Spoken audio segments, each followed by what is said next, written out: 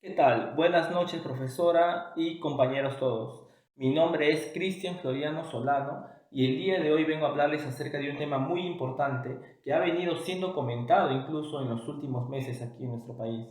Pero antes de entrar con el tema en sí, quería hablarles acerca de una pequeña anécdota que mi padre me contó hace mucho tiempo. Recuerdo mucho cuando mi padre me narraba las duras épocas que representó los años 80 para el Perú, cómo las familias, las personas tenían que realizar largas colas para comprar productos de primera necesidad. Y me habló también acerca del incremento desmesurado de los precios de dichos bienes, generando perjuicio en las familias y empresas del Perú en aquella época. Con esto quiero iniciar mi discurso hablando acerca de la inflación. La inflación tiene múltiples, diversas definiciones, pero la más común es aquella que dice que la inflación es el incremento generalizado y sostenido de los niveles de precios de los bienes de una economía. Asimismo, hay diversos tipos de inflación. Los tres principales son la inflación moderada, que es aquella inflación que se caracteriza por tener una tasa que no supera un dígito al año. En segundo lugar, tenemos a la inflación galopante, que es aquella que se caracteriza por tener una tasa de inflación que no supera los dos dígitos al año, que se mantiene dentro de los dos dígitos. Y por último tenemos a la hiperinflación.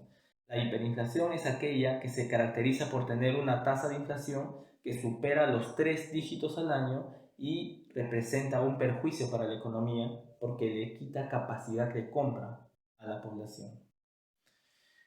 Asimismo, la inflación es causada por diversos factores.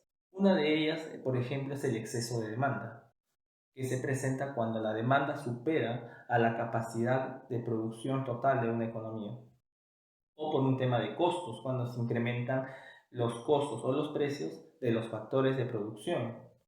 Y por último, cuando se presenta una elevada tasa de crecimiento de la oferta monetaria, es decir, cuando se produce más dinero de lo que requiere una economía.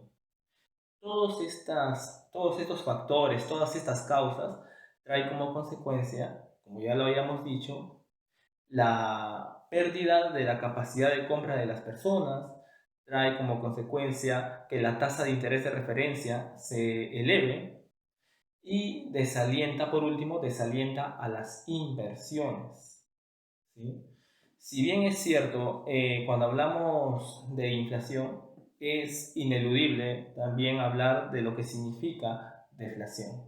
Ambas situaciones pueden llegar a ser perjudiciales para el país, pero tienen un significado distinto, porque la inflación, como ya lo habíamos dicho, es el incremento generalizado y sostenido de los precios, mientras que la deflación es todo lo contrario, es el decrecimiento de los niveles de los precios de los bienes y servicios de una economía.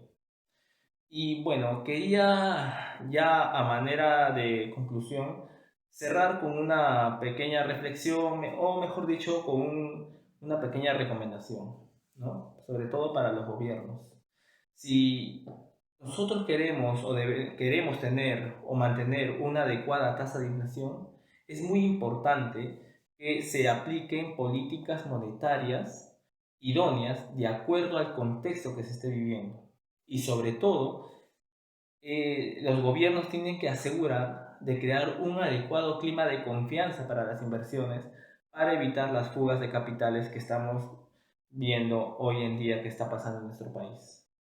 Eso es todo en cuanto quería exponer para todos ustedes.